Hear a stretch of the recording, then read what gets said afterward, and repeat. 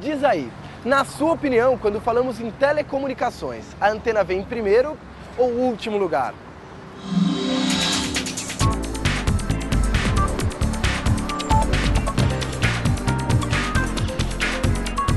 Se você falou primeiro, acertou. Mas se falou último, também acertou.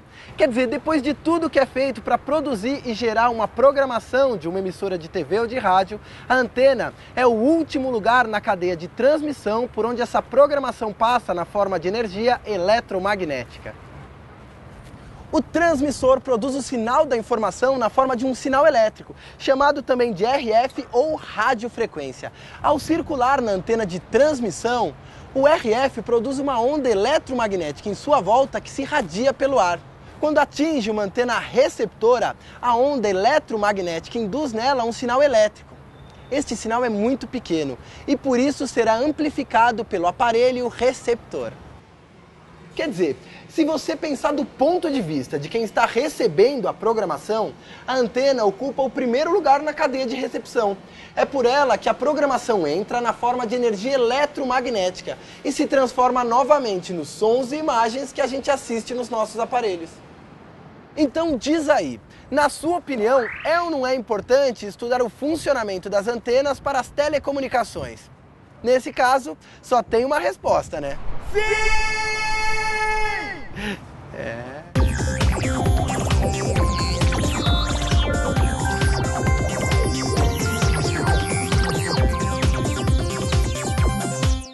Em 1886, o professor Heinrich Rudolf Hertz apresentou ao mundo as primeiras antenas. Elas consistiam em duas placas de metal conectadas a dois bastões metálicos. Os dispositivos eram ligados a duas esferas separadas entre si.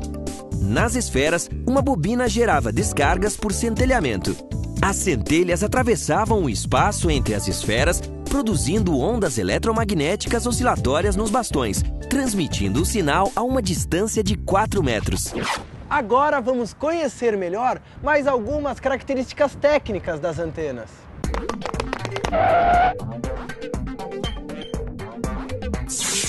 Uhul! Uma antena pode ser vista como um circuito ressonante série, com elementos distribuídos RLC, ou seja, formados por resistência, indutância e capacitância. Do ponto de vista elétrico, a antena pode ser vista como uma impedância, já que a sua resposta em frequência revela diferentes tipos de comportamento. A antena transmite ou recebe os sinais na forma de energia eletromagnética, com maior intensidade em uma determinada faixa de frequência, chamada de largura de banda ou BW. Além disso, para que não ocorram perdas na potência do sinal e o funcionamento seja correto, é preciso que a antena e a linha de transmissão, ou seja, o cabo que liga a antena ao transmissor, estejam casados, quer dizer, tenham a mesma impedância. Uma antena possui também alguns parâmetros que definem seu funcionamento e aplicação. Por exemplo, através do diagrama de irradiação, podemos definir em qual direção a antena é capaz de irradiar ondas com maior intensidade. Esta direção de maior propagação é chamada de diretividade da antena, e é este justamente o ponto onde a antena apresenta seu maior ganho, quer dizer, onde é maior a intensidade de energia irradiada. Todos estes parâmetros são definidos em relação a uma antena de referência ideal, chamada de antena isotrópica, capaz de irradiar sinais em todas as direções com a mesma intensidade. Como vimos, a eficiência de um sistema de telecomunicações depende do desempenho dos sistemas irradiantes ou de recepção que estão conectados a ele. Por isso, com o passar do tempo, foram desenvolvidos diversos modelos de antenas. Entre as mais utilizadas estão a dipolo, a monopolo e as direcionais. As antenas dipolo são as mais comuns. Elas são constituídas basicamente por duas hastes condutoras, alimentadas pelo centro através de uma linha de transmissão formada por um par de fios ou cabo coaxial e por um transmissor ou gerador de radiofrequência. Existem diversos tipos de dipolo que variam no comprimento e impedância. Elas podem ser polarizadas horizontalmente ou verticalmente. A polarização é definida pelo campo elétrico. Se o campo elétrico está na horizontal, a polarização da dipolo é horizontal. Se está na vertical, a polarização é vertical.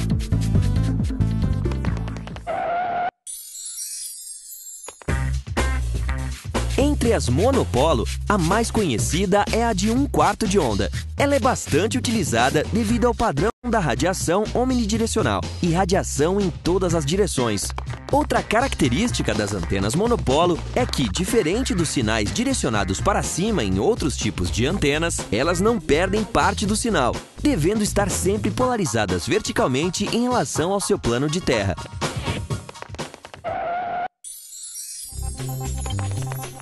As antenas do tipo Yagi-Uda, conhecidas como antenas Yagi, são do tipo direcionais. Elas são compostas por dipolos paralelos, dispostos sobre um mesmo eixo. A Yagi-Uda possui um elemento ativo em que é feita a alimentação, conhecido como dipolo irradiante, e 2 ou mais elementos parasitas, que funcionam como diretor ou refletor.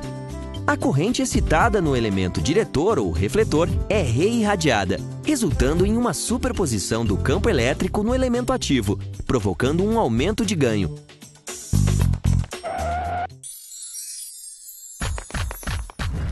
A antena parabólica é destinada às faixas de frequências mais elevadas. Devido às pequenas dimensões do comprimento de onda, é necessário um elemento capaz de melhorar a concentração de feixes de onda. Quem faz esse papel é o chamado refletor. Com isso, as parabólicas conseguem maior diretividade e ganho.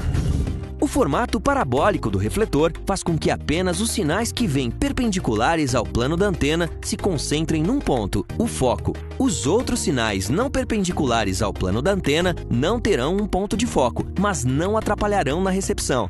Esta característica é o que torna a antena parabólica extremamente direcional. Tão direcional que apenas a variação de 1 grau na elevação ou posição vertical ou no azimute na horizontal impede o recebimento do sinal proveniente de um satélite de comunicação. Por esta razão, para o correto posicionamento de uma antena parabólica, devemos sempre levar em consideração o ângulo de elevação, ou seja, a inclinação da antena em graus em relação ao solo e ao azimute, ou seja, o posicionamento da antena em relação aos lados direito e esquerdo.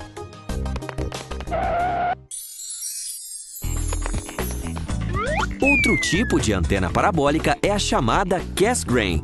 Nela, o sinal é refletido pelo elemento refletor parabólico para outro refletor chamado de prato ou refletor secundário, e depois para o alimentador e amplificador, que fica atrás da antena. Para que possa receber o sinal, a antena é vazada no centro. O refletor secundário fica suspenso por hastes, geralmente 3, presas no próprio refletor parabólico. Então, viu só? Sem as antenas, as comunicações sem fio não existiriam. E eu não poderia, por exemplo, relaxar depois do trabalho curtindo o meu programa favorito. Andando pelas ruas, encontramos palavras que, assim como as pessoas, vieram nos visitar e acabaram ficando.